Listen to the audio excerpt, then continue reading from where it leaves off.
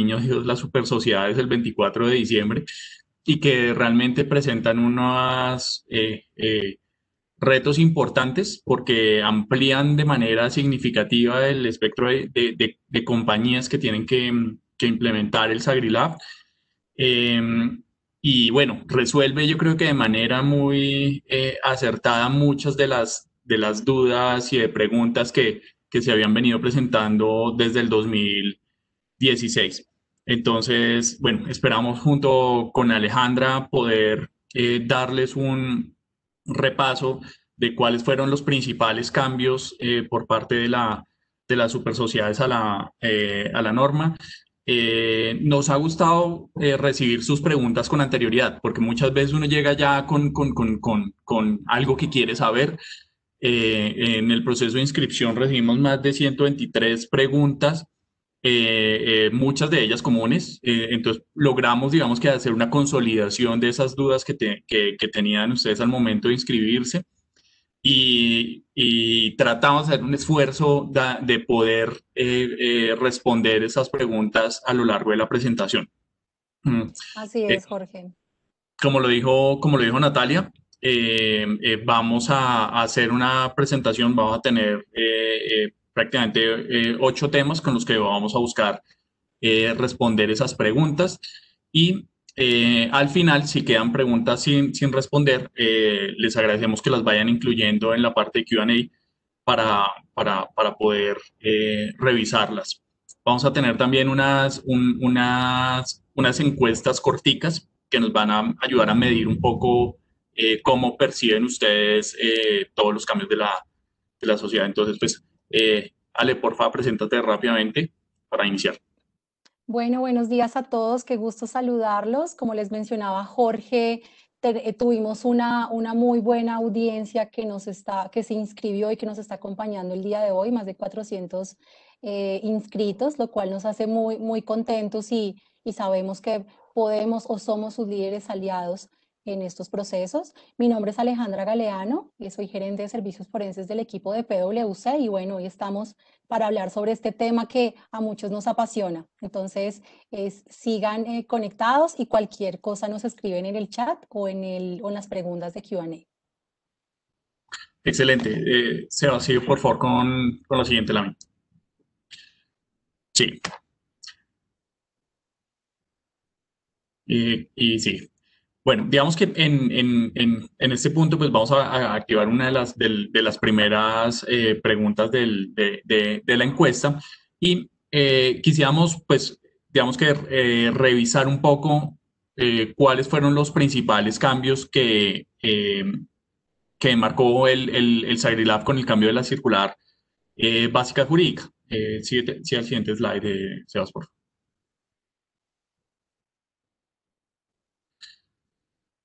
Ustedes ven ahí la pregunta, la encuentran ahí al lado derecho en el chat. En el chat acabas de adquirir la calidad de empresa obligada, es la primera pregunta. Vamos a darles tiempo para que ustedes respondan y ahorita miramos los resultados. Sebas, puedes avanzar al siguiente slide, donde vamos a ver como el temario principal. Entonces, pues, bueno, básicamente la modificación de la circular marcó algunos cambios que, como les decía ahorita en la introducción, primero recogen algunas dudas que venían dándose desde el 2016 por parte de las empresas obligadas y que creo que acertadamente el regulador trató de dar claridad en algunos de estos temas. En este sentido, creo que hay un buen esfuerzo por hacer esa interpretación y dar un poquito más de claridad. También creo que es un poco evidente que hay una mayor cercanía entre la Superintendencia de Sociedades y lo que venía haciendo desde hace más tiempo la Superfinanciera. Entonces hay, digamos que una sinergia importante en algunos conceptos y en algunas partes del sistema, pues que vamos a ver el día de hoy. Tal vez uno de los puntos más relevantes que trae el cambio de la norma y lo anuncia incluso Super Sociedades cuando monta la circular, es, es que el sistema corresponda a un enfoque basado en riesgos. Y entonces comienza a hablar de un concepto bien relevante que es el de materialidad.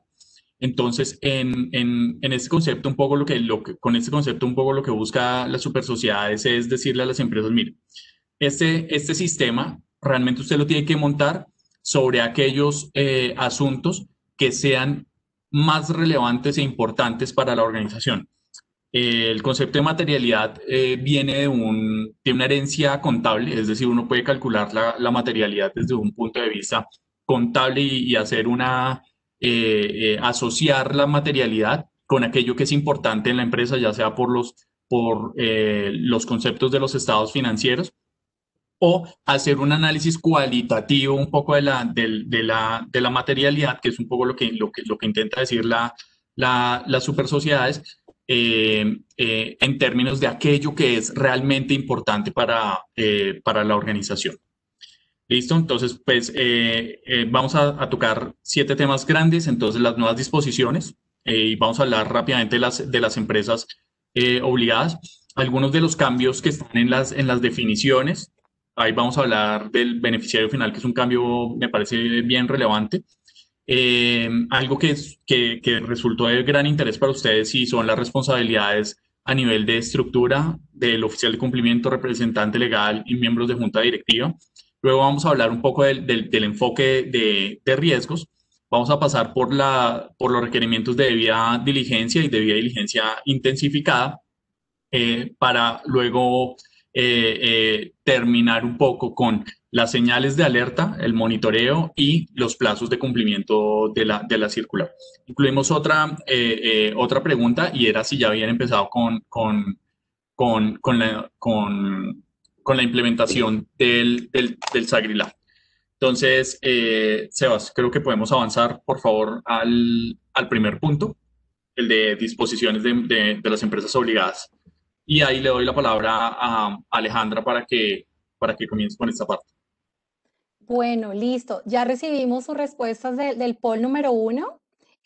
Tenemos casi el 13% acaba de adquirir la calidad de empresa obligada y bueno, ya más de su mayoría de pronto no tiene calidad de empresa obligada, pero está interesado de pronto en el tema de regímenes de medidas mínimas. Entonces, seguimos. Tenemos otra pregunta que les hemos incluido ahí, es si ya empezaste con la implementación del nuevo SAGRILAB. En los platos les vamos a comentar que la superintendencia ha dado un periodo corto para la implementación de este tipo de sistemas, entonces nos gustaría ayudarles en este proceso. Bueno, gracias Jorge. Para cerrar este punto de los cambios, algo pequeñito por hablar y es que el léxico de las estructuras también se modificó. Antes las supersociedades llamaba a los elementos del sistema como aquellos para la administración del riesgo de la AFT, con todos sus componentes de identificación, medición, control y monitoreo, y ahora los llama como las etapas, muy similar a como la superintendencia lo mantiene. Y por otro lado, sobre las etapas de diseño, aprobación, supervisión y cumplimiento, que ahora llama auditoría y cumplimiento, y finalmente la divulgación y capacitación, ahora las llama como los elementos del sistema, muy en línea con el léxico que tiene la superintendencia financiera. Entonces, bueno, vamos a empezar con el ámbito de aplicación. Sebastián, si quieres pasa a la siguiente slide. Bueno, con respecto al ámbito de aplicación del SAGRILAB, llaman la atención algunos puntos. La circular mantiene que las empresas que estén sujetas a vigilancia y control por otra entidad que tengan un régimen de vigilancia especial en razón a su actividad no estarían obligadas para el SAGRILAB. Sin embargo, sobre los sectores en los que sí están sujetas a vigilancia y control, como si vemos más adelante con agentes inmobiliarios, comercialización de metales, piedras preciosas y demás sectores, uno de los cambios aquí es que la circular anterior hablaba de ingresos mensuales iguales o superiores a 160.000 salarios mínimos. Ahora indica que son ingresos totales o activos iguales o superiores a 40.000 salarios mínimos mensuales. Ahí vemos una disminución en los montos de obligatoriedad. Por otro lado, si pueden ver en este cuadro aquí, menciona algunos sectores en particular para la aplicación del SAGRILAF, siempre y cuando cumplan con todos los requisitos. Entonces, como grandes cambios, vemos que estaciones de servicios ya no están clubes de fútbol, y en este caso, recuerden que Coldeportes ha expedido circulares para estos puntos, como por ejemplo la 005 de 2016 y entre otras que complementen o modifiquen. O también los grandes cambios aquí es que el sector vehículos, partes, piezas, accesorios tampoco lo vean incluido como empresas obligadas.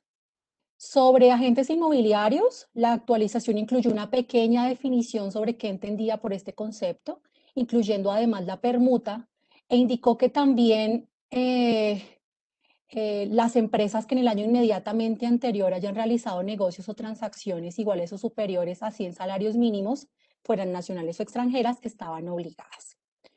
Con respecto a la comercialización de metales preciosos y piedras preciosas, la actualización eliminó el componente de la producción. Si se acuerdan, antes teníamos la extracción de carbón, de piedra, de metales metalíferos, lo que es la piedra, la arcilla, y ahora nos concentramos más en la comercialización más que en la disminución.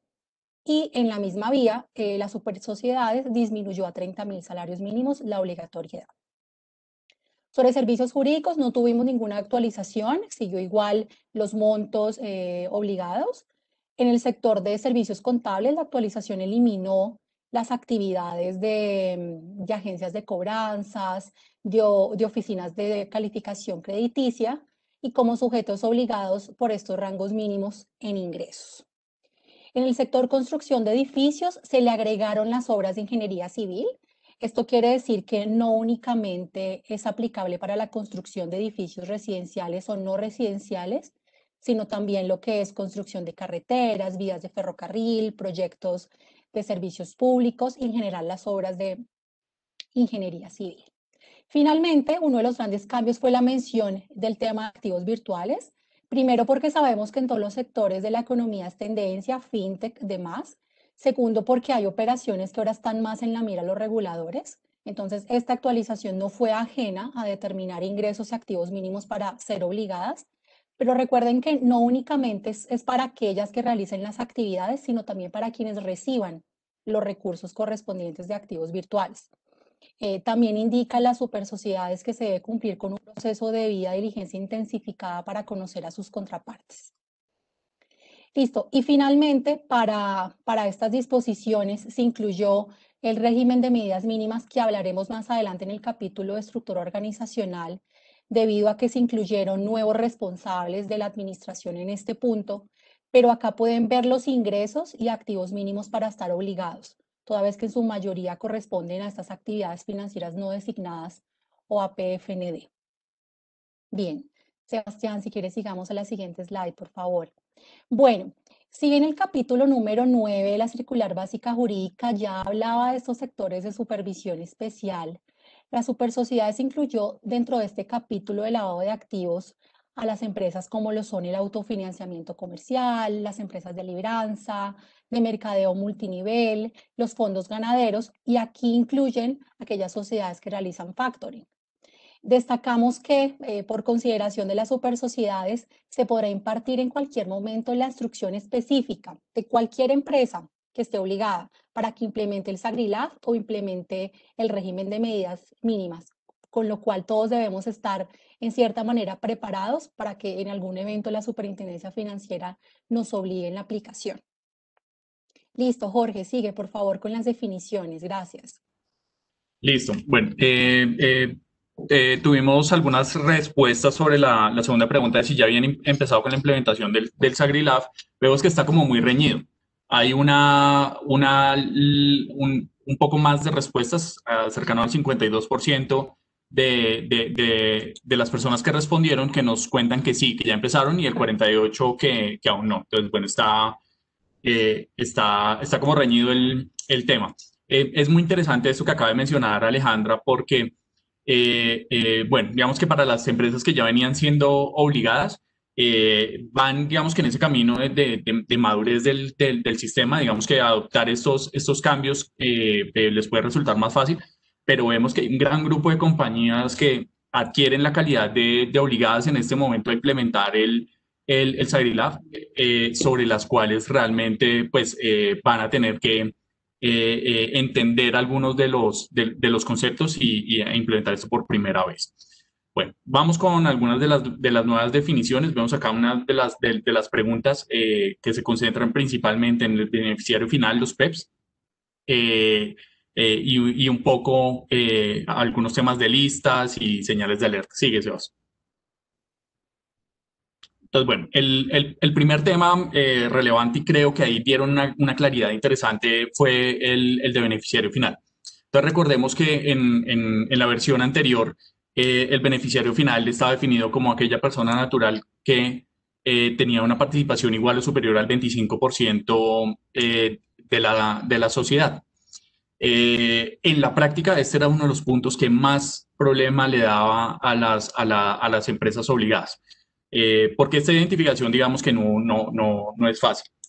No es sencillo identificar esta información en registros públicos, y muchas de las compañías, incluso las mismas compañías obligadas, son muy celosas con esta información, y un poco el regulador lo que le daba era, le ponía el problema a la empresa obligada de identificar esta información, más no había una obligatoriedad de revelar esta información. Entonces había realmente varias quejas o preocupaciones sobre el cumplimiento de este punto. En este sentido, vemos que el cambio que hace las super sociedades empieza por hacer referencia a quién tiene control en la compañía.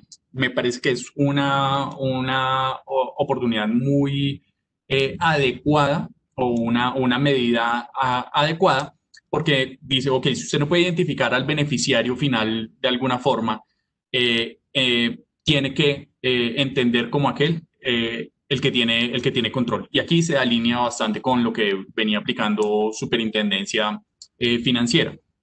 Entonces, reduce el porcentaje, y esto también tiene un impacto, pasa del 25% al 5%.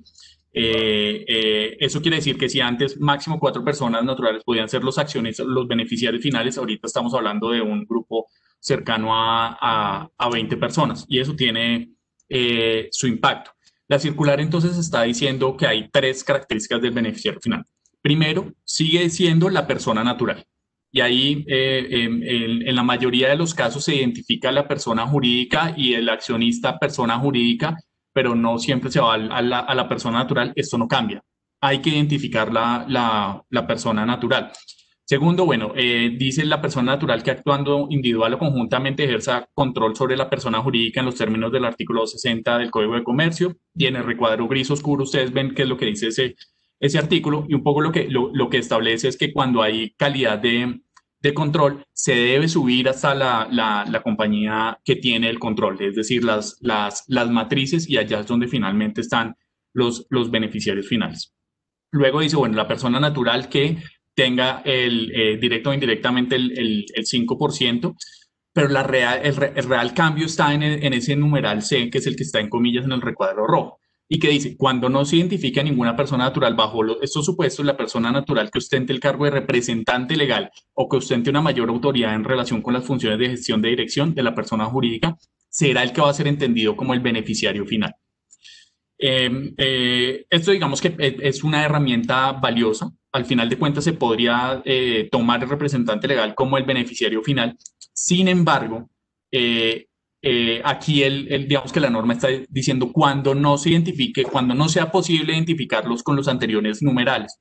Esto implica que se debe correr el proceso de diligencia para tratar de identificar esta información, y no por descarte irme de una vez con el beneficiario final. Y esto es algo en lo que el regulador, pues muy seguramente cuando tomen las visitas de control y demás, va a tratar de ver. Entonces, si bien es una salida que es válida, no debe tomarse como una primera, como el mecanismo único de identificación del beneficiario final. Sigue, Sebas. Bueno, luego tenemos a los PEPs, que son estas personas que están expuestas políticamente. y que de alguna forma ya venía con una tradición en la identificación de estos personajes. ¿Qué hace el cambio en este caso? Incluye a los PEP de organizaciones internacionales. Sí, aquí estamos hablando de compañías multilaterales como por ejemplo el Banco Mundial, como el FMI, Naciones Unidas, ¿sí? Y entiende que, o más bien incluye que son PEPs, los directores, subdirectores y miembros de juntas directivas de estas organizaciones, y también da claridad o alcance sobre los PEPs extranjeros. ¿Quiénes son los PEPs extranjeros? Entonces, jefes de Estado, digamos que las personas de las diferentes ramas del poder público. En este caso, es importante que no, digamos que se amplían estas definiciones, pero no la de PEP normal acá en Colombia. Recuerden que un poco una de las excepciones que tiene la norma que venía marcando la circular básica jurídica es cuando una persona fue PEP y ya no lo es. Entonces, la norma establece un periodo de 3 años para si la persona ostentó la calidad de PEP hace más de 3 años, ya puedo entender que dejó de ser PEP y no necesariamente tengo que correr el procedimiento de debida diligencia incrementada.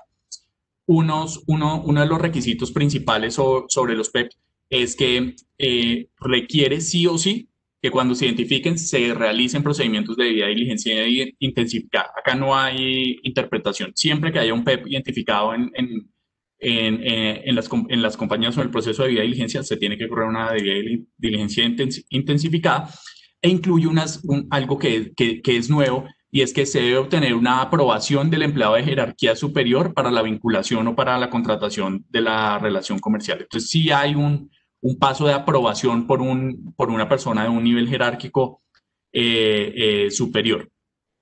Es interesante cómo también se da claridad, o más bien se enfatiza en el hecho que se debe establecer el origen de los recursos y que hay que monitorear continuamente la relación comercial. Recordemos un poco porque los PEP son riesgosos desde el punto de vista de lavado de dinero, y es por su cercanía con el manejo de recursos públicos y por su visibilidad. Entonces, de alguna forma, lo que quiere evitarse es que haya una mezcla de recursos que son públicos o que han sido obtenidos de manera no legal y que se incluyan en el sector real bajo la estructura clásica de lavado de dinero. Puedes seguir, Sebastián. Bueno, hay otros puntos relevantes desde las definiciones. El primero es que cambia el apellido, ¿cierto? Antes hablábamos de LAFT. Entonces, lavado de activos, financiación del terrorismo. Ahora se le está dando por primera vez visibilidad a la financiación de proliferación de armas de destrucción masiva, o FPADM. Es la primera vez que se incluye este tema. Es un riesgo que hay que comenzar a evaluar o incluirlo en las matrices de riesgos, porque si bien puede estar conexo con la financiación del terrorismo, tiene unas características propias. Entonces, ¿qué implica este riesgo? Entonces, es el acto que provea fondos, utilice servicios financieros para la fabricación, adquisición, posesión, desarrollo, exportación, trasiego de material, fraccionamiento, transporte, transferencia, depósito o uso dual para propósitos legítimos de armas de destrucción masiva. Entonces, creo que hay que hacer un esfuerzo importante en bajar esto, a entender los riesgos, en cómo cómo puede estar presente en cada una de sus compañías. Luego tenemos los factores de riesgo, en donde en los factores de riesgo pues se incluye el tema de armas de destrucción masiva dentro de los factores, y un poco lo que está haciendo claridad acá la superintendencia es que son esos elementos o esas causas que pueden ser generadoras de estos riesgos. Entonces, de alguna forma está haciendo claridad de esas causas hacia los factores de riesgo que venían siendo incluidos anteriormente, como son el tipo de contraparte, el producto, se incluyen las actividades económicas, el canal y la jurisdicción. Todo esto era lo que veníamos montando en los modelos de segmentación de terceros y que de alguna forma lo que ayuda a las organizaciones es a tener un entendimiento integral del riesgo de la contraparte, indistintamente de si un factor de riesgo es alto, que era el estándar, lo que se hacía antes. Que recordemos que antes lo que se decía es, si la compañía viene de un sector de alto riesgo, como puede ser el transporte o la hotelería, ya lo entendemos como de alto riesgo. Y esto cambió bastante con el modelo de segmentación, en donde se incluyen otras condiciones que son las que están mencionadas ahí para determinar el nivel de riesgo. Vamos a hablar un poco más de esto de detalle cuando hablemos del proceso de gestión de riesgos. Finalmente, se hace una ratificación de las listas vinculantes. Recordemos que las listas vinculantes en Colombia están definidas por ley. ¿Y cuáles son esas listas vinculantes? El Consejo de Seguridad de Naciones Unidas, la lista de terroristas de los Estados Unidos, la lista de la Unión Europea de Organizaciones Terroristas y la lista de la Unión Europea para la persona catalogada como terroristas. Entonces acá siempre hay como mucha duda. ¿Cuáles son las listas? Porque a uno le venden, mejor dicho, que hay que consultar en mil listas, y realmente las listas vinculantes acá en Colombia, y lo ratifica la circular, son estas. Sigue, Sebas. Listo. Bueno, con respecto a estructura organizacional, la Super hizo un trabajo muy juicioso con respecto a estas funciones y responsabilidades que, como él bien dice, deben traducirse en reglas de conducta y que también, además de eso, requiere la participación de toda la organización, no únicamente de aquellos a quienes se le designan funciones y responsabilidades. Sigue, Sebastián, por favor. Sobre el diseño de aprobación, la Super no hizo modificaciones. La Junta es la responsable de la aprobación del SAGRILAF y se deben disponer todas las medidas, tanto operativas como económicas, físicas, de recursos, para que el oficial de cumplimiento pueda desarrollar sus funciones adecuadamente. Con respecto a la auditoría y cumplimiento del SAGRILAF, la empresa obligada debe certificar que el oficial de cumplimiento cumple con los requisitos. Aquí hay un gran cambio en el que las empresas deban certificar la vinculación de este oficial. Menciona que debe informar por escrito dentro de los 15 días hábiles siguientes la identidad del oficial de cumplimiento y qué documentación soporte adjuntan las hojas de vida del oficial y la copia del acta de junta de la designación. También menciona que deba tener título profesional y debe acreditar experiencia de 6 meses en cargos relacionados. Algo que ya estaba era sobre acreditar conocimientos requeridos, pero a eso le añadió que fueran especializaciones, que fueran cursos, por ejemplo, diplomados o esos congresos o cursos de la UIAF. Para este punto recibimos varias preguntas sobre esos requisitos que debe tener el oficial de cumplimiento, y para darles respuestas a nuestra audiencia y en esta actualización, la Super Sociedades lo aclara. Por ejemplo, el oficial de cumplimiento debe tener capacidad de tomar decisiones y depender directamente de la junta directiva. No puede pertenecer a la administración o a órganos sociales, ni tampoco a la auditoría, control interno o externo. ¿Eso qué quiere decir? Que el jefe de control interno no puede ser el oficial de cumplimiento, tampoco si es del equipo financiero de la administración, ni tampoco los representantes legales suplentes, toda vez que son órganos sociales. No puede fingir como oficial de cumplimiento en más de 10 empresas, pero sí hace parte de un grupo empresarial, no importa cuántas empresas lo conformen, pudieran definir el mismo oficial de cumplimiento.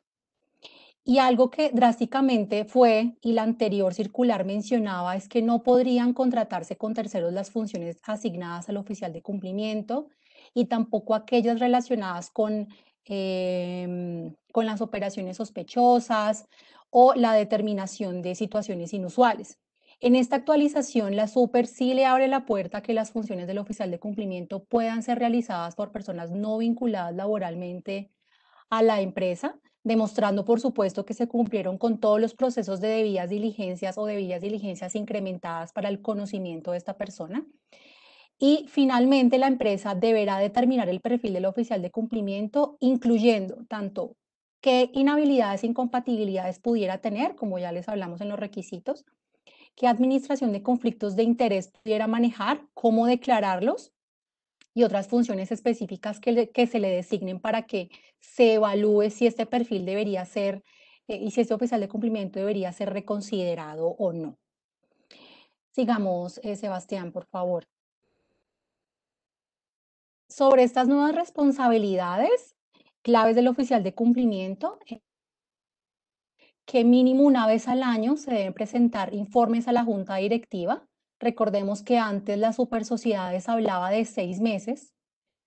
También menciona que debe promover correctivos y actualizaciones. Aquí le pone una periodicidad, por lo menos cada 2 años debemos hacer promover estos correctivos y actualizaciones al SAGRILAB. También debe evaluar los informes de auditoría interna o quien haga sus veces y adoptar las medidas razonables. Esto en cierta medida ya estaba en la anterior circular, pero le añade algo y es que en este punto, si las medidas razonables dependen de otro órgano, el oficial de cumplimiento debe promover para que éstas se pongan en conocimiento del otro órgano que debería determinar estas medidas razonables. También debe realizar la evaluación de riesgos, como mencionaba Jorge, estos nuevos apellidos que tenemos ahora, LAFT, FPADM, que se encuentren expuesta la empresa. Y finalmente, debe verificar el cumplimiento de esos procedimientos de debida diligencia y debida diligencia identificada para identificar beneficiarios finales y demás. Sigamos, Sebastián, por favor. Gracias. Bueno, como actualización, las supersociedades incluyó nuevas responsabilidades que a lo mejor no estaban expresamente redactadas dentro de un documento, tanto para la junta directiva, el representante legal, la revisoría fiscal y auditoría interna. Aquí también recordemos que la super no tenía estas responsabilidades clave y también añade que se pueden adicionar responsabilidades, tantos órganos de control como existan en la organización. Entonces, si queremos empezar con el de la junta directiva, aquí destacamos la aprobación de las políticas, la designación del oficial de cumplimiento o suplente si es necesario, analicen y se pronuncien sobre los reportes del SAGRILAF, ya sea del oficial de cumplimiento, de la revisoría fiscal o de la auditoría, analice los reportes del representante legal y garantice recursos para el funcionamiento del SAGRILAF, entre otras responsabilidades claves que determinó las supersociedades. Sobre el representante legal, destaco la presentación del oficial de cumplimiento con la propuesta del SAGRILAB, prestar apoyo en el diseño, en la dirección, en la supervisión y certificar ante las supersociedades cuando se requiera sobre el SAGRILAB y también verificar que esos procedimientos que se determinen desarrollen la política que está aprobada por la junta directiva. Si ven aquí es como un governance muy usual, como funciona en otras superintendencias, en las definiciones de responsabilidades clave. Sigamos, Sebastián. Gracias. Bueno, con respecto a la revisoría fiscal, menciona la obligación de reporte a la UIAF de operaciones sospechosas cuando se detecten y se revelen a la autoridad competente, cuando se descubren informaciones que pues, lleva a la sospecha de estos actos. Lo anterior está muy en línea con el Código de Comercio y el artículo 207 en este reporte que se le exige a la revisoría fiscal. También menciona que si bien se guarda como esa reserva profesional en el ejercicio de sus actividades como revisor, puede ser levantada cuando la ley así se lo exija y estarán sujetos a sanciones penales por delitos que pudieran cometer en el ejercicio de esta profesión. La actualización de la circular también incluye otras leyes relevantes, por ejemplo, hablan del Código Penal, mencionan la Ley de Soborno Transnacional como la Ley 1778, y miren que también habla sobre normas de auditoría, habla sobre los objetivos del auditor, la responsabilidad en relación con el fraude, o considerar esas disposiciones legales para la ejecución de sus actividades, tal como lo mencionan la NIA 200, la NIA 240 y la NIA 250. Y por otro lado, las supersociedades indica como esa buena práctica empresarial que deben tener las compañías, la inclusión de efectividad y cumplimiento del SAGRILAFT para el equipo de auditoría interna dentro de sus planes anuales, cuyo resultado debe ser comunicado al representante legal, al oficial de cumplimiento y a la junta directiva. Y finalmente, con respecto a las incompatibilidades de los diferentes órganos y en aras de dar respuestas a las inquietudes de nuestros participantes, la Supersociedades menciona que debido a la diferencia de funciones que tiene tanto el oficial de cumplimiento como el representante legal y como el revisor fiscal, no se deberá designar al representante ni al revisor como oficial de cumplimiento. Entonces, como les conté hace algunos minutos, sigamos, Sebastián, por favor, sobre el régimen de medidas mínimas en términos de ingresos o activos en este cuadrito que les hablé de las empresas obligadas. Las supersociedades menciona nuevas disposiciones y responsabiliza al representante legal de esa supervisión y verificación del cumplimiento de las medidas del SAGRILAF. Aquí destacamos algunas de ellas, como por ejemplo, instruir a empleados en materia del EAFT, comunicar y divulgar las medidas de la empresa, debe registrarse al TELCIREL, que es el sistema para el registro de la UIAF, y presentar los reportes de operaciones sospechosas o los AROS, que son los reportes de ausencia de operaciones sospechosas. También le pide que realice procesos de debidas diligencia en la identificación de contraparte y beneficiarios finales. Y si ustedes miran mucho acá, si bien no les exige al 100% el SAGRILAF, pero el régimen de medidas mínimas sí tiene unos puntos mínimos que está en sinergia con el sistema. Listo, Jorge, podemos seguir. Listo, excelente. Había unas preguntas que, bueno, creo que Aleja le dio claridad, pero solamente para reafirmar. Entonces, el oficial de cumplimiento no puede ser el auditor interno. O sea, lo dice expresamente, no puede ser parte de los órganos de control ni de la administración. Muy importante que tiene que tener un reporte directo con la junta directiva.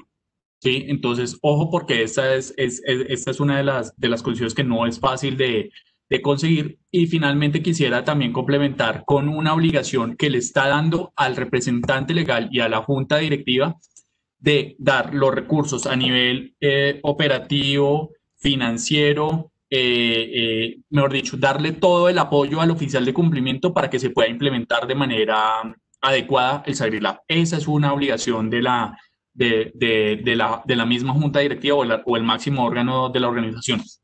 Recordemos que una de las características es que en conjunto el representante legal y el oficial de cumplimiento deben presentar a este órgano el proyecto del sistema de SAGRILAF y debe ser aprobado por la Junta y ahí es donde debe estar muy claro esto. Entonces, son esos puntos que, en mi opinión, tienen que funcionar de manera adecuada para que la responsabilidad quede claro que es no del oficial de cumplimiento, sino en este caso del representante legal y de la junta directiva, dar todo el apoyo para que el oficial de cumplimiento pueda cumplir con sus funciones. Bueno, vamos a entrar ahora en la parte de gestión de riesgos y digamos que aquí todas las preguntas estaban muy asociadas a cómo tener en cuenta todo ese proceso del ciclo de gestión de riesgos. Sí, Sebastián.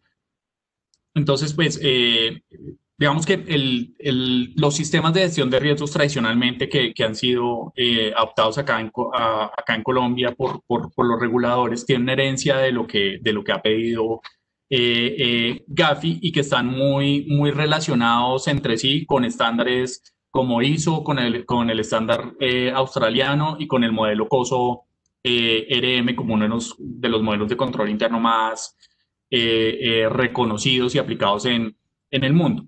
El ciclo de gestión de riesgos parte de la identificación de los eventos y de las causas de los riesgos para luego proceder con la evaluación, luego el control, el monitoreo, la comunicación del riesgo. Eso, digamos que son los factores típicos.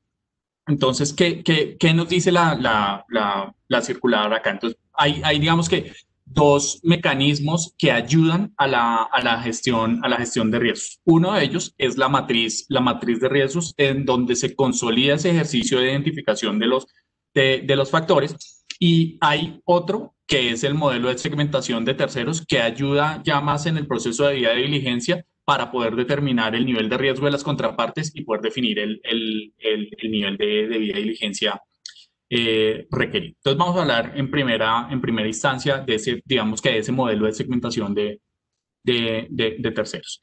Entonces, lo primero es que antes teníamos 4 factores de riesgo: contrapartes, productos, jurisdicción y canales, y en este momento se está abriendo también a las actividades.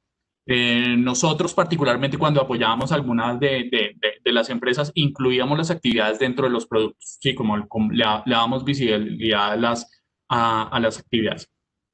De alguna forma, lo que busca establecerse son las características de cada uno de estos factores y cómo puede llegar a presentar una señal de alerta o una causa para que se pueda presentar el riesgo. Entonces, en el tipo de contraparte se suelen incluir los diferentes niveles de contraparte.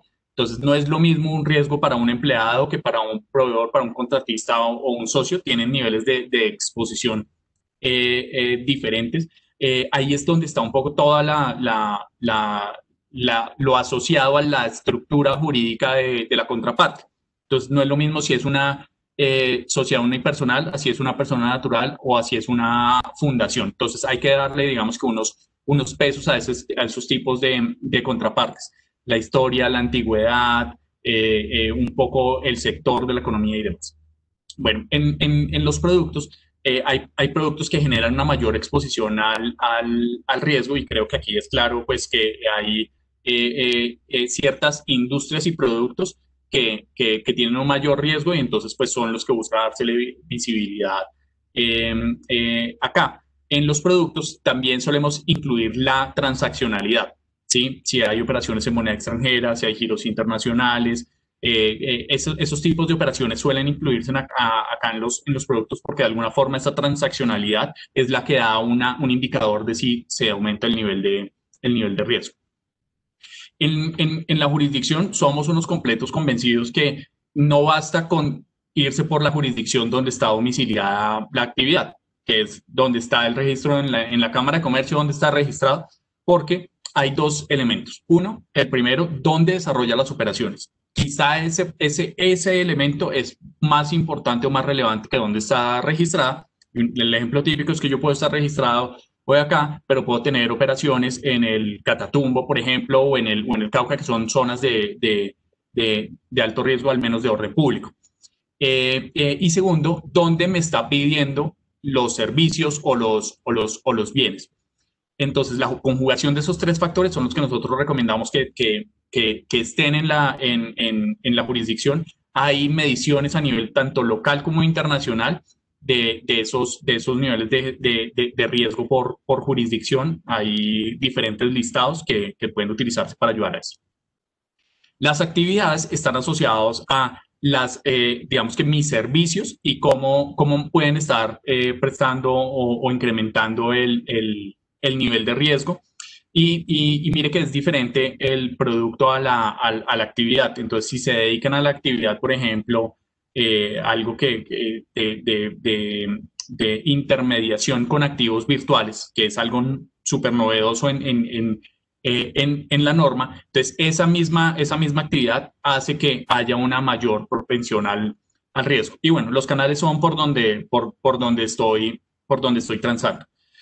La idea de estos factores de riesgo es poder determinar cuáles son esas características de acuerdo con cada una de sus empresas, y determinar por la presencia de cada uno de ellos el nivel de riesgo consolidado.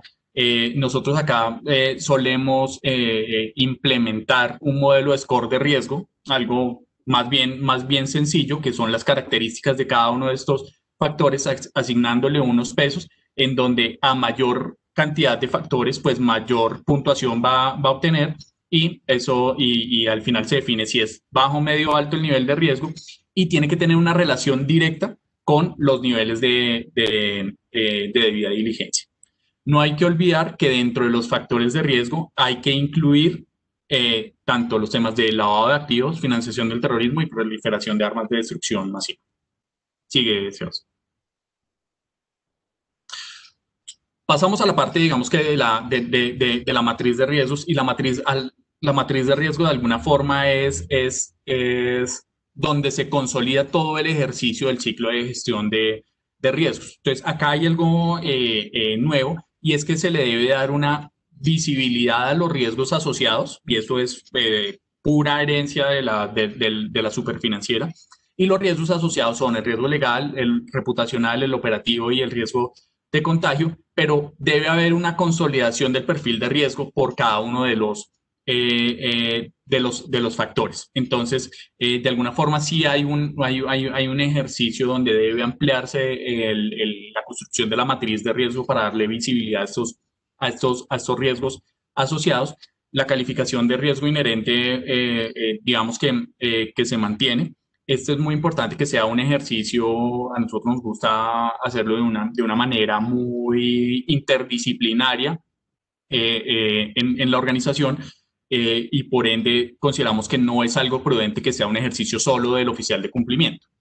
De hecho, el oficial de cumplimiento muchas veces es el facilitador del ejercicio, pero se debe apartar porque pues él es el que va a supervisar el tema. Esto es de la operación, esto es del hacer de la compañía. Entonces, por eso es muy importante tener bien documentado este proceso, y debe haber un proceso también en la metodología de ponderación del riesgo inherente por cada uno de los factores de riesgo. Acá lo que estamos viendo es un ejemplo que, por ejemplo, que para el factor de riesgo de contraparte tenemos dos riesgos, uno que tiene una calificación individual de riesgo inherente de 4, otro de 3, y que al final de cuentas va a tener una calificación ponderada de ese nivel de riesgo. Algo muy básico, muy sencillo, pero en donde se le da visibilidad a cada uno de estos temas. Sí, Sebas. Bueno, para la medición y todo esto, digamos que esta metodología debería estar incluida en el manual de riesgo. Entonces, lo que pide es que esté claro cuál es la metodología que se está utilizando, que se consideren variables mínimas como la probabilidad, el impacto, y que haya una calificación de manera individual y consolidada por cada uno de los factores de riesgo, que es un poco lo que vimos en el slide anterior. Que es muy importante también que cuando hay una situación, por ejemplo, una entrada a un nuevo mercado o un nuevo producto, que se valide si el ejercicio de gestión de riesgos siguió siendo válido. Yo creo que el año pasado no fue una sorpresa que para todas las organizaciones, pues una pandemia, creo que ninguna la tenía mapeado en su ciclo de gestión de riesgos, ¿sí? Como un factor, como algo que podía ocurrir. Y se presentaron nuevos esquemas para las organizaciones en términos de transaccionalidad, en términos de que no podía ver de manera presente o física, no podía hacer visitas a los clientes y demás. Entonces, el año pasado fue un momento para haber retado esos modelos de gestión de riesgos, porque debieron haberse adecuado a la nueva realidad de la pandemia. Se los dejo para que lo piensen, a ver si en sus organizaciones esto ocurrió, porque es lo que de alguna forma necesitaría o habla la norma. Dentro del control del riesgo, hay unas metodologías pues, para determinar cuáles son las medidas de control. ¿Qué dice la norma? Que deben ser medidas suficientemente adecuadas para controlar el riesgo, que son medidas razonables, que deben mirar cada uno de los factores de riesgo, cómo los están impactando, y que se deben mezclar con controles y herramientas para la detección de operaciones inusuales. ¿Listo? Entonces, pues eso digamos que es lo que hay que darle visibilidad por el lado de los controles. Sí, Sebas. Finalmente, dentro del monitoreo de riesgo, hay que hacer un monitoreo periódico. Si bien no se está estableciendo y la norma no me está diciendo cada cuánto tengo que hacer un monitoreo periódico, nuestra recomendación es que sea al menos, pues, que sea trimestralmente. ¿Por qué creemos que es trimestralmente? Porque recordemos que hay una obligación de reporte trimestral de las ausencias de operaciones sospechosas. Entonces, los oficiales de cumplimiento, cada 3 meses, si no se presentaron operaciones sospechosas, deben entrar a la OIAF y hacer un reporte de ausencia de operación sospechosa.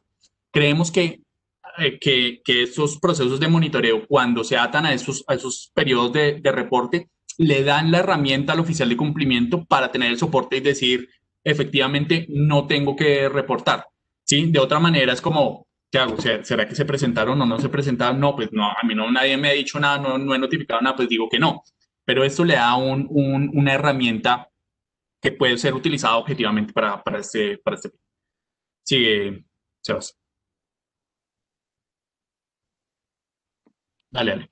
Bien, bueno, nos quedan 10 minutos, esperamos ser rápidos en este proceso. Bueno, con respecto a los procesos de debidas diligencias, esta actualización incluye este tema de enfoque basado en riesgos, materialidad y apropiado a la naturaleza y tamaño del negocio. Antes la Super tenía subsecciones tanto para clientes, para proveedores, para PEPs, para asociados, trabajadores y demás. Ahora define medidas mínimas conforme a la materialidad. Por ejemplo, identifique a su contraparte, verifique su identidad usando documentos, datos confiables, identifique su beneficiario final. Y aquí en este punto nosotros llamamos la atención de que identificar este beneficiario final pueden ser todos los accionistas o socios que conformen la estructura de propiedad, hasta la identificación de esas personas naturales que se consideran como beneficiarios finales. Obtenga certificaciones, documentos, soporte sobre, por ejemplo, su composición en consejos de administración, poderes de administración de representantes legales o cualquier otro documento que a usted le pueda generar tranquilidad sobre este conocimiento.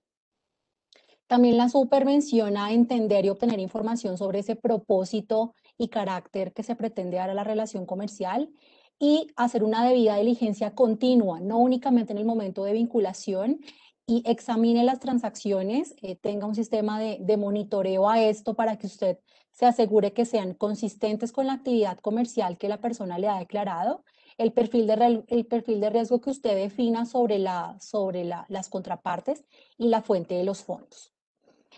Se indica que si bien la empresa obligada debe tener los procesos de debidas diligencias antes del inicio de la relación comercial con aprobaciones y demás documentación, la Super menciona que excepcionalmente se puede completar después de la vinculación, siempre que si haya sido definida en su política de lavado de activos, siempre y cuando sea razonablemente sustentado y completado en ciertos plazos. Sin embargo, también requiere que usted defina todos los eventos en los que esto pudiera pasar y las medidas de reporte de operación sospechosa si es procedente y en un tiempo que usted defina no logró hacer la identificación ni la debida diligencia sobre sus contrapartes.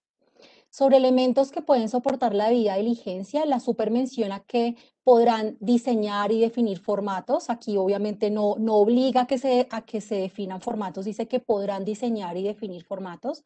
Deben construir una base de datos u otro mecanismo que consolide y permita la identificación de alertas.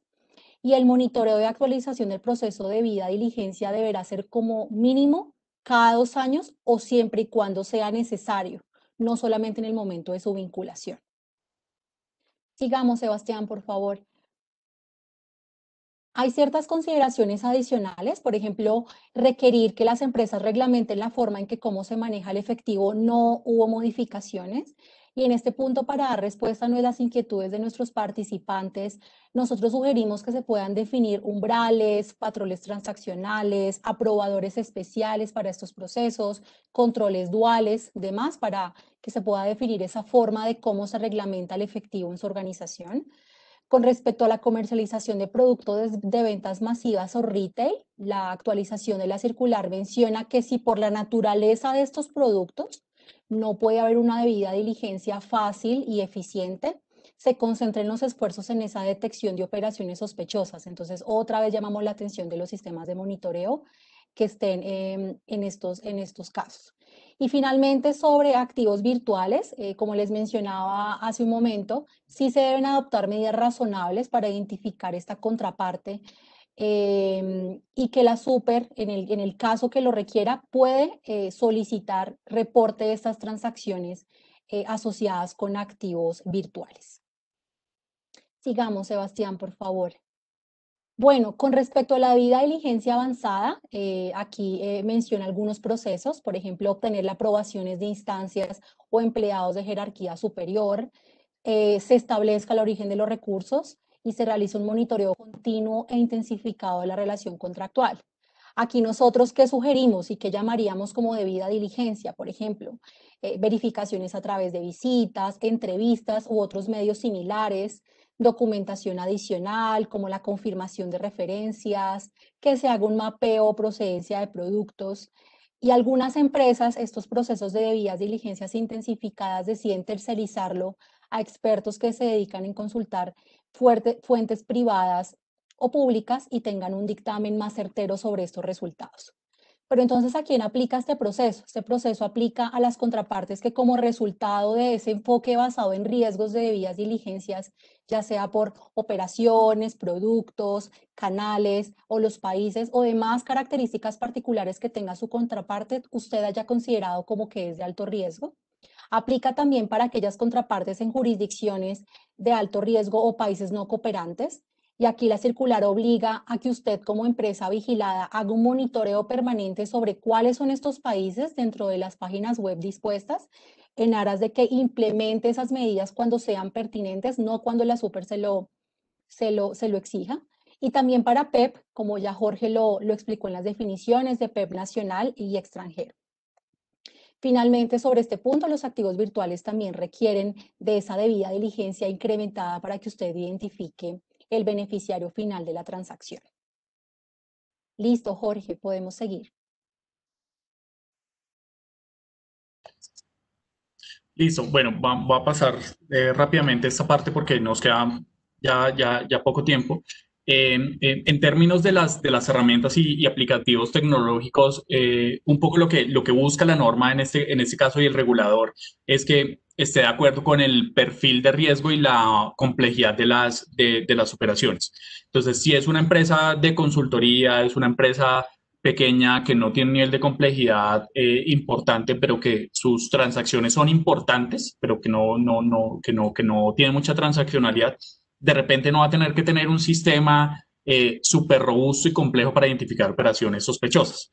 Pero si es una empresa, y creo que el ejemplo es el tema de activos virtuales, ¿sí? Que tiene diferentes terceros, que la mayoría pueden ser individuos que no son fácilmente conocidos, que tienen una transaccionalidad, que tiene unos montos de pronto reducidos y demás, va a necesitar herramientas tecnológicas para poder cumplir con lo que pide este SagriLab. ¿Listo? Entonces, pues eso digamos que un poco lo que busca. Las herramientas tecnológicas deben ayudar con la identificación de señales de alerta y deben permitir por lo menos ese monitoreo de listados restrictivos y poder darle claridad a las señales de alerta. Acá de pronto no necesariamente tienen que tener sistemas de casas de software costosísimos y demás. Eh, Dependiendo de la transaccionalidad, pueden ser, por ejemplo, RPAs muy bien diseñados que ayuden con este monitoreo. Sigue, Sebas. En términos de las señales de alerta, la norma incluyó algunas señales por tipo de actividad de la contraparte, haciendo énfasis que deben estar enfocadas en aquellas que no estén plenamente identificadas o que cuenten con algún tipo de antecedentes.